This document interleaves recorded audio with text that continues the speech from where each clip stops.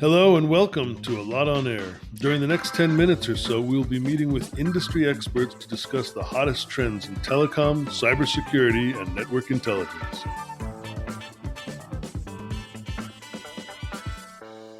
Hi everyone, I'm Barry Spielman, Product Marketing Director for Cybersecurity at Allot.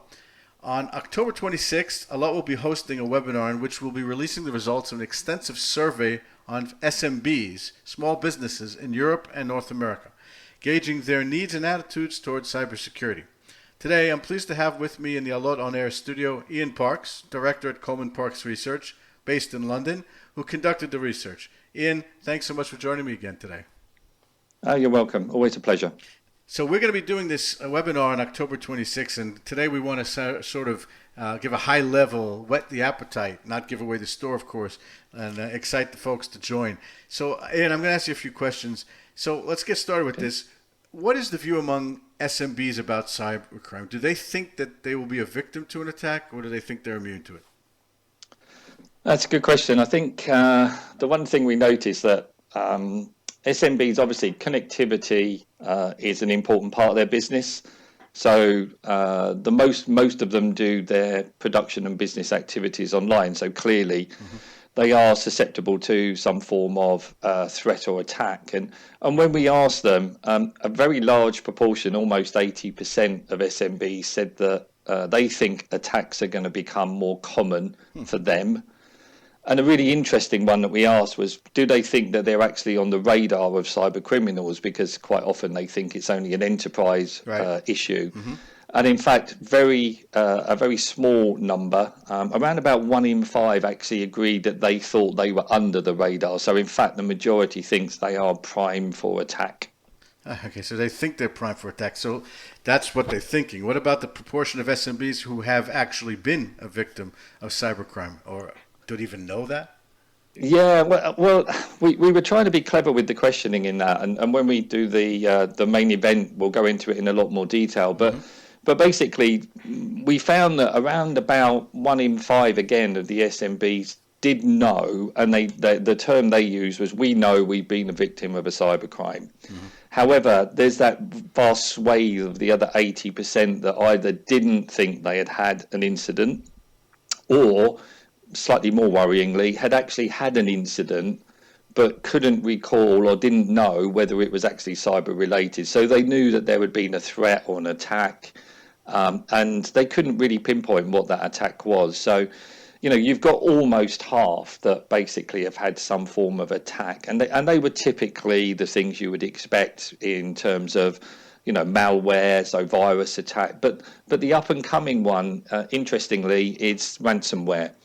But I think the other thing that slightly worried me was the impact, the concern people had around the impact that those threats would have on them.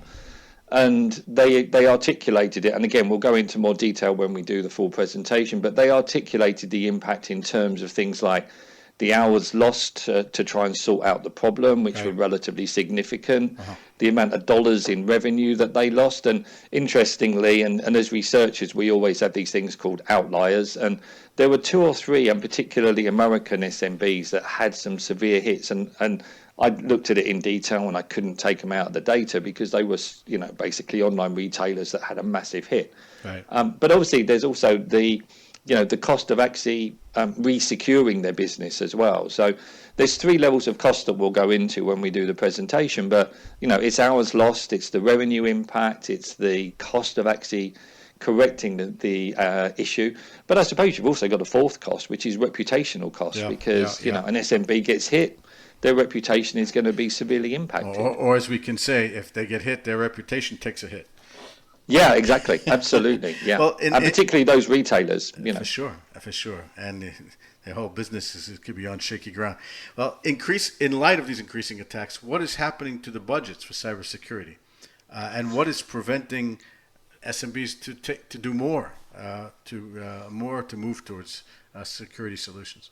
Well, I think, to me, this is probably one of the most worrying things from the study, because we've already seen, and again, we'll go into more detail later, but, they're being hit. They think they're going to be hit. They've already had a few attacks, malwares, etc., as I've said. But only a few of them, about a third, are actually increasing their cybersecurity budget. And I think more worryingly, again, 22% of them, I think it is, to go into absolute detail, are actually saying that they're going to decrease their budget.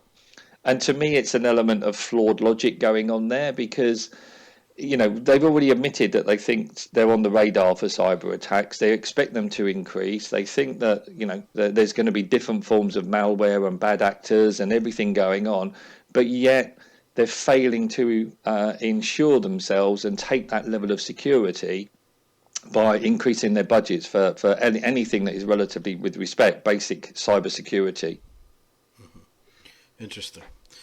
What about insurance? Do SMBs have any security insurance to protect them? Well, again, that's quite an interesting one, because we found that only a third of SMBs admitted that they've actually got a specific cybersecurity policy in place.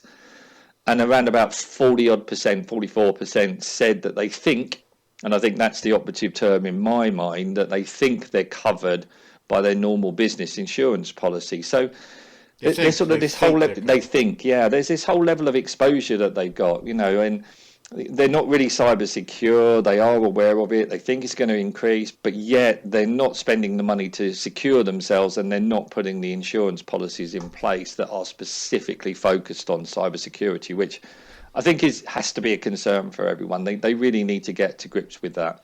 It certainly seems like they're leaving themselves in the danger zone. Absolutely, yeah.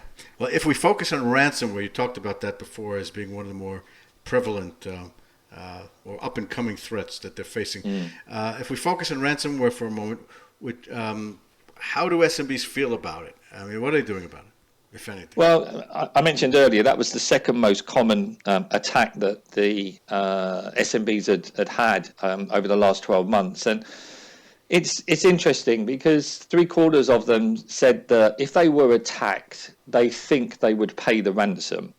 So they're accepting almost that it's almost like, well, I think the ransom will be relatively small. And we did size it, and it's a few $1,000s in their minds, which I think they are totally underestimating. Mm-hmm. And clearly also we know from the figures that we developed that the actual cost of the impact, as I mentioned, on things like, revenue loss, the cost of actually recovering it, the time spent and so on, significantly outweighs the $7,000 they think they'll pay on average to get their business back online. So I think there's some real confusion and challenges in the mindsets of the SMBs, because they know ransomware is going to increase. I think they think it is for the bigger company, and it's going to be the bigger companies that are going to get hit. But I personally don't believe that. I think that SMB community is leaving itself wide open for more and more ransom attacks. And okay, even if it is only $7,000, there's hundreds of thousands of SMBs. These particularly bad organisations that want the ransoms paid, they can make themselves fortunes by just hitting multiple small business companies that are really just not ready and not prepared and not secure enough. So they are leaving themselves wide open to these sorts of things, and ransomware will continue and probably increase. Okay, well, we're painting a picture, and hopefully in a part of the solution to this, or it will be on our webinar. But one last question, I'm going to let you go. Who do SMBs think should be providing them a cybersecurity solution? Yeah, that's again, we've asked that question quite regularly on a lot of our studies with you guys, and there is a common theme. So it's slightly different this time. The SMBs think there's a role for both the sort of IT supplier stroke system integrator, the ISP, as well as the CSP to play to help get those security solutions in place. So I think, bear in mind that most SMBs don't have an IT professional in terms of a full-time professional in there. It's normally a part role for someone. Mm-hmm. And therefore, if you think about it, IT is a part role, IT security is part of the IT role. It's getting pushed down the line. So I think the simple answer is they want to turn towards the ISP, the IT supplier, or the CSP. And I think it's common. We've seen that regularly in a lot of the research we've done in that the CSPs are, the go-to organization, because it's obvious. They're providing the systems, they're providing the network, they're providing the connectivity. It makes sense that the SMB will want to go to them. Absolutely. Well, this is all good stuff, and we're going to expand on this in detail, I guess, in the webinar, plus present a little bit of what, at least Allot, we believe is the solution, working with the CSPs as we have in the past regarding other ideas, but now specifically for SMBs. So we'll leave it for that, and we'll look forward to hosting you again on a webinar on October 26th. Our listeners can register for that webinar on the Allot website. So let me take the opportunity. Ian Parks, Director at Coleman Parks Research based in London. Thanks so much for joining me today, and we'll see you on the 26th. Yeah, see you on the 26th. Looking forward to it. There's some good stuff coming ahead. Totally. Okay. Absolutely. Take care for now. Bye-bye. That's it for today's episode. Thanks for listening. You can get more information about network intelligence and security solutions for service providers and enterprises on our website at allot.com. Subscribe to this podcast to make sure you hear about new trends and technologies on the next episode of Allot on Air.